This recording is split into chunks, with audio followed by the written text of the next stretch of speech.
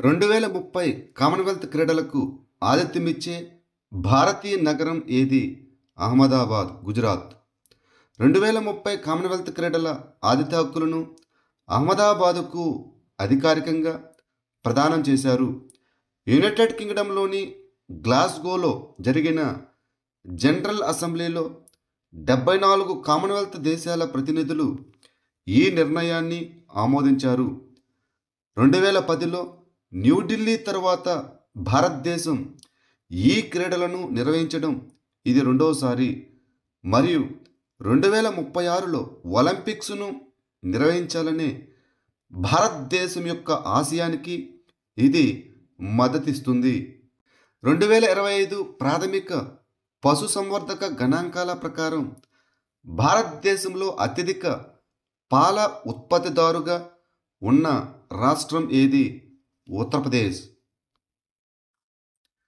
ప్రాథమిక పశుసంవర్ధక గణాంకాలు 2025 అనగా BAHS 2025 ప్రకారం మార్చి 1, 2024 నుండి ఫిబ్రవరి 29, 2025 వరకు ఇంటిగ్రేటెడ్ శాంపుల్ సర్వే ISS ఆధారంగా పశువులు మరియు పాడి పరిశ్రమపై సమగ్ర డేటాను అందిస్తుంది. భారతదేశం పాల ఉత్పత్తిలో ప్రపంచంలోనే మొదటి స్థానంలో ఉంది. ఇందులో ఉత్తరప్రదేశ్ 15.66% వాటాతో అతిపెద్ద పాలు ఉత్పత్తి చేసే రాష్ట్రం. ఇక రెండవ స్థానంలో రాజస్థాన్, మూడవ స్థానంలో మధ్యప్రదేశ్, నాలుగవ స్థానంలో గుజరాత్ రాష్ట్రాలు నిలిచాయి.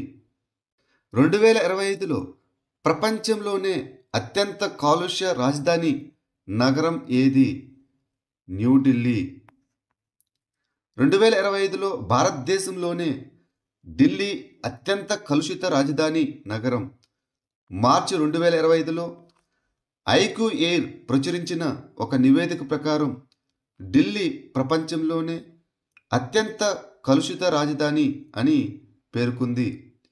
ఇతర నివేదికలు కూడా 2025లో ఢిల్లీని అత్యంత కలుషిత రాజధానిగా పేర్కొన్నాయి. భూ రిజిస్ట్రేషన్ను సరళంగా, వేగంగా మరియు పారదర్శకంగా చేయడానికి ఈజీ రిజిస్ట్రీ వ్యవస్థను అమలు చేసిన భారతదేశంలో మొట్టమొదటి రాష్ట్రం ఏది? పంజాబ్. భూ రిజిస్ట్రేషన్ను సరళంగా, వేగంగా మరియు పారదర్శకంగా చేయడానికి పంజాబ్ ముఖ్యమంత్రి భగవంత్ సింగ్ మాన్ ఈజీ రిజిస్ట్రీ వ్యవస్థను ప్రారంభించారు. ఆస్తి రిజిస్ట్రేషన్లో అవినీతిని తగ్గించడానికి ఈ సదుపాయాన్ని ప్రవేశపెట్టిన భారతదేశంలో పంజాబ్ మొదటి రాష్ట్రంగా అవతరించింది. గతంలో నెమ్మదిగా మరియు సంక్లిష్టంగా ఉండే ఆస్తి రిజిస్ట్రేషన్ ఇప్పుడు పూర్తిగా డిజిటలైజ్ చేయబడింది మరియు సమయపాలనతో కూడుకున్నది. ఇటీవల వార్తలో కనిపించిన సిర్పూర్ పురావస్తు ప్రదేశం ఏ రాష్ట్రంలో ఉంది? ఛత్తీస్గఢ్. ఛత్తీస్గఢ్ ప్రభుత్వం 5వ శతాబ్దపు సిర్పూర్ పురావస్తు ప్రదేశాన్ని యునెస్కో ప్రపంచ వారసత్వ ప్రదేశంగా నామినేట్ చేయడానికి సిద్ధం చేస్తున్నది. ఈ సిర్పూర్ 5వ శతాబ్దం నుండి 12వ శతాబ్దం వరకు నాటి బహుళ మత నగరం. ఇది ఛత్తీస్గఢ్లోని రాయ్పూర్ సమీపంలోని మహాసముంద్ జిల్లాల్లో మహానది ఒడ్డున ఉంది. ఇది పాండువంశీ మరియు సోమవంశీ పాలకుల కాలంలో దక్షిణ కోసల రాజధానిగా ఉండేది. బ్నీ మెనాసే కమ్యూనిటీ ప్రధానంగా ఏ రాష్ట్రాల్లో కనిపిస్తుంది? మిజోరం మరియు మణిపూర్. రాబోయే 5 సంవత్సరాల్లో మిగిలిన 5,800 మంది బ్నీ మెనాసే ప్రజలను భారతదేశం నుండి తీసుకురావడానికి ఇజ్రాయెల్ దేశం ఒక ప్రణాళికను ఆమోదించింది. ఈ బ్నీ మెనాసే ఈశాన్య భారతదేశంలోని మిజోరం మరియు మణిపూర్ నుండి వచ్చిన ఒక జాతి సమూహం. వారు ఇజ్రాయెల్ యొక్క కోల్పోయిన తెగల్లో ఒకటైనటువంటి మెనస్సే యొక్క బైబిల్ తెగ నుండి వచ్చినట్లు పేర్కొన్నారు. వారు తర్వాత యూదు మతాన్ని స్వీకరించిన క్రైస్తవులు. వారు దాదాపు 300 నుండి 500 సంవత్సరాల క్రితం భారతదేశానికి వచ్చారని చరిత్రకారులు నమ్ముతున్నారు. దాదాపు సగం సమాజం ఇప్పటికే వలస వెళ్ళి ఇజ్రాయెల్ యొక్క పౌరసత్వాన్ని పొందింది. 60వ అఖిల భారత డైరెక్టర్ జనరల్స్ మరియు ఇన్స్పెక్టర్ జనరల్స్ ఆఫ్ పోలీసు సమావేశానికి ఆతిథ్యం ఇచ్చే రాష్ట్రం ఏది? ఛత్తీస్గఢ్. 2025 నవంబర్లో జరిగే 60వ అఖిల భారత డైరెక్టర్ జనరల్స్ మరియు ఇన్స్పెక్టర్ జనరల్స్ ఆఫ్ పోలీస్ సమావేశానికి నరేంద్ర మోదీ హాజరవుతున్నారు. ఇది ఛత్తీస్గఢ్లోని ఇండియన్ ఇన్స్టిట్యూట్ ఆఫ్ మేనేజ్మెంట్ రాయ్పూర్లో జరుగుతుంది.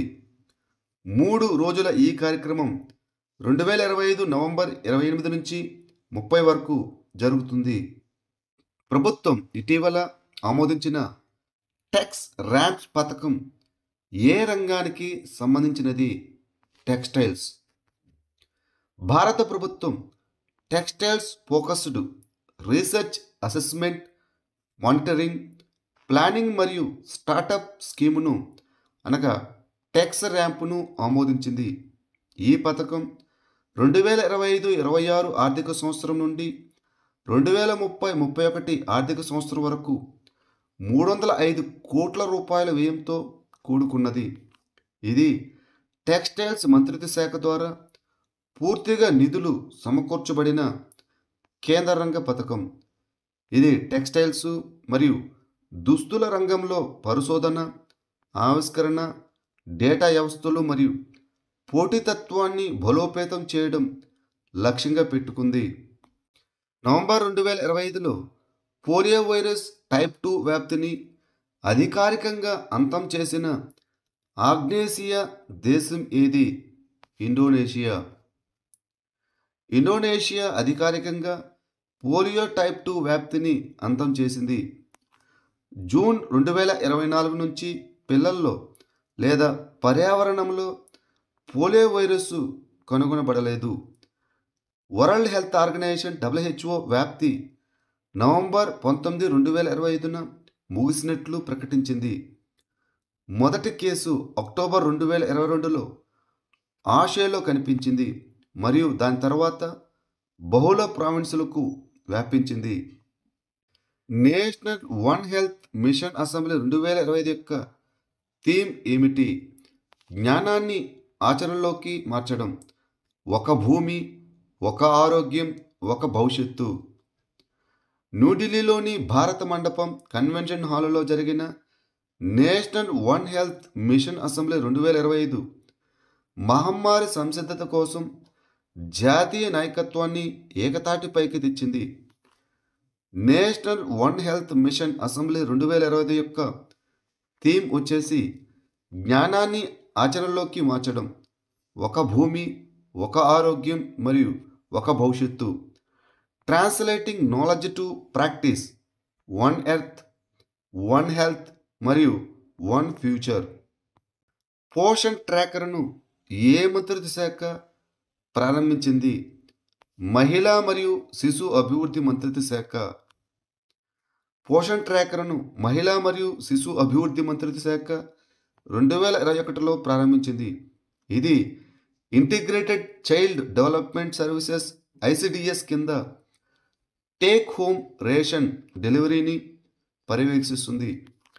ఈ వ్యవస్థ లబ్ధిదారుల ధృవీకరణ కోసం KYC, electronic know your customer మరియు ఫేషియల్ రికగ్నిషన్ సిస్టమ్ FRSలను ఉపయోగిస్తుంది. ఇది మిషన్ సాక్షం అంగన్వాడీ మరియు పోషణ్ 2.0లో భాగం. స్టార్లింక్ యొక్క డైరెక్ట్ టు సెల్ ఉపగ్రహ సేవను మొదటగా ప్రారంభించిన యూరోపియన్ దేశం ఏది? ఉక్రెయిన్. స్టార్లింక్ యొక్క డైరెక్ట్ టు సెల్ ఉపగ్రహ సేవను ప్రారంభించిన మొదటి యూరోపియన్ దేశంగా ఉక్రెయిన్ నిలిచింది.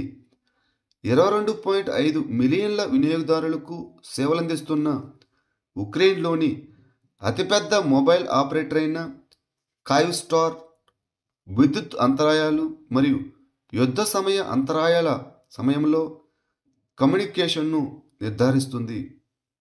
ప్రధానమంత్రి జన్ వికాస్ కార్యక్రమంని ఏ మంత్రిత్వ శాఖ అమలు చేస్తుంది? మైనారిటీ వ్యవహారాల మంత్రిత్వ శాఖ, the ministry of minority affairs. ప్రధానమంత్రి జన్ వికాస్ కార్యక్రమం అనేది మైనారిటీ వ్యవహారాల మంత్రిత్వ శాఖ కింద కేంద్ర ప్రాయోజిత పథకం. మైనారిటీ కేంద్రీకృత ప్రాంతాల్లో పాఠశాలలు, ఆరోగ్య కేంద్రాలు, హాస్టళ్ళు, కమ్యూనిటీ హాళ్ళు, తాగునీరు, పారిశుద్ధ్యం మరియు నైపుణ్య అభివృద్ధి సౌకర్యాలు వంటి ప్రాథమిక సౌకర్యాలను అందించడం ఈ పథకం యొక్క లక్ష్యం.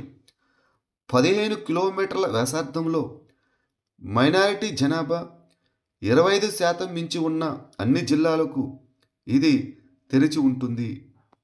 నవంబర్ 2025లో పంజాబ్ అసెంబ్లీ ఏ 3 నగరాలను పవిత్ర నగరాలుగా ఏకగ్రీవంగా ప్రకటించింది? ఆనందపూర్ సాహిబు, తల్వాండి సాబో మరియు అమృత్సర్.